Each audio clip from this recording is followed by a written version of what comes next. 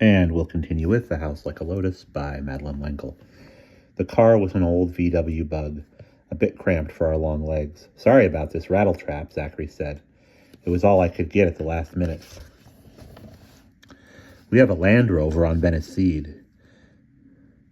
Daddy could drive it over the dunes, and it didn't get stuck in the sand the way an ordinary car would. This is a lot less bumpy than that." Zachary drove too fast. I buckled my seatbelt tightly.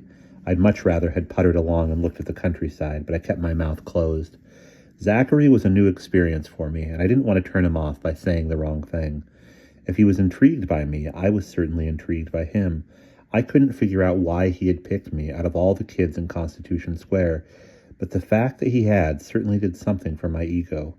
I think I expected Delphi to be bigger and grander than it turned out to be. It's a small village on top of a mountain, facing a great valley, and what appears to be a large lake, but is actually part of the Bay of Corinth. We stopped at a small zinnia,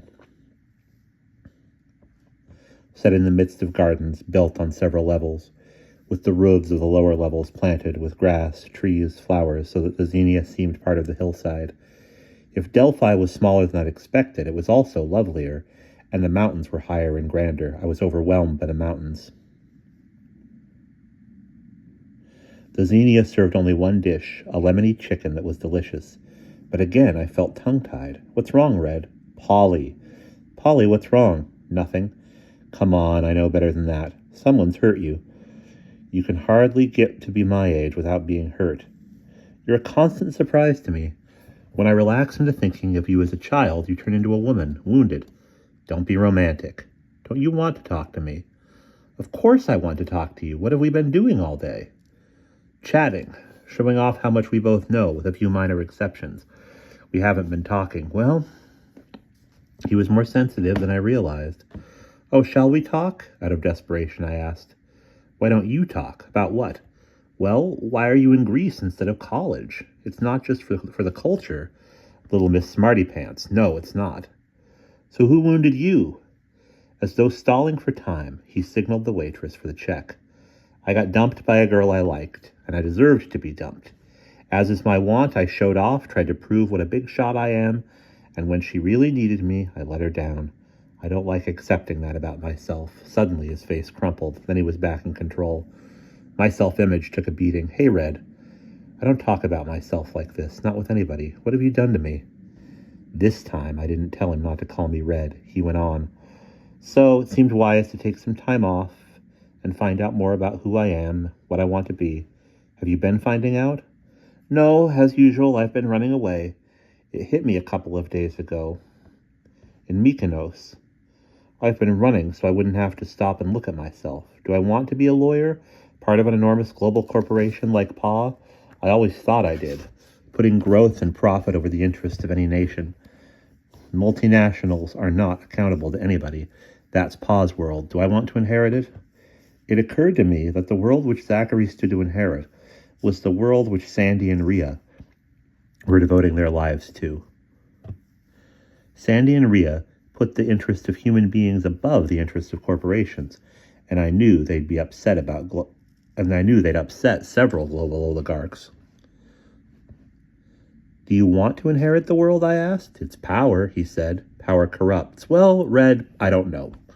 I just don't know. It's easier to face your own weaknesses in a context of money and power than looking in the mirror in the morning while you're shaving. If you have enough money and enough power, nothing else matters. Pa's never loved anything except money. He and Ma endured each other. She died a couple of years ago. The extent of their conversation was, I need another ice cube, or where shall we go for dinner? I doubt if they ever slept together much after I was conceived.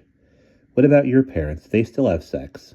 He revealed too much about himself, I thought, so he had to turn it on me. My voice was cool.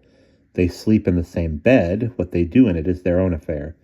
Zachary paid the bill, putting out what seemed to be a very small tip. "Let's get out of here and climb up to the stadium." It was quite a climb, and Zachary got out of breath. If he was wandering around Europe finding out who he was and what he wanted to do, he must have been doing it in taxis and rented cars and expensive hotels. I felt sorry for him, but he also represented a world which was ruthless, where money mattered and not people. We'd had to leave Portugal because of that world, because of people coming to Gaia and trying to get hold of Daddy's work on regeneration and exploit it long before it was safe. I liked Zachary, and not just because he liked me. There was just something about him that appealed to me, but I was also frightened by the world in which he'd grown up. Mixed feelings, as usual. The stadium was impressive, with many of the original marble seats intact, carved right out of the hillside. We sat looking at the mountains looming above us, at the valley far below, caressed by the golden air. The land was very dry and bare-looking. There were a few trees, but very little grass, and that was parched and brown. But this was only part of a great cycle, Max had told me. In the winter, the rains would come, and the earth would be green again. And we will pause there.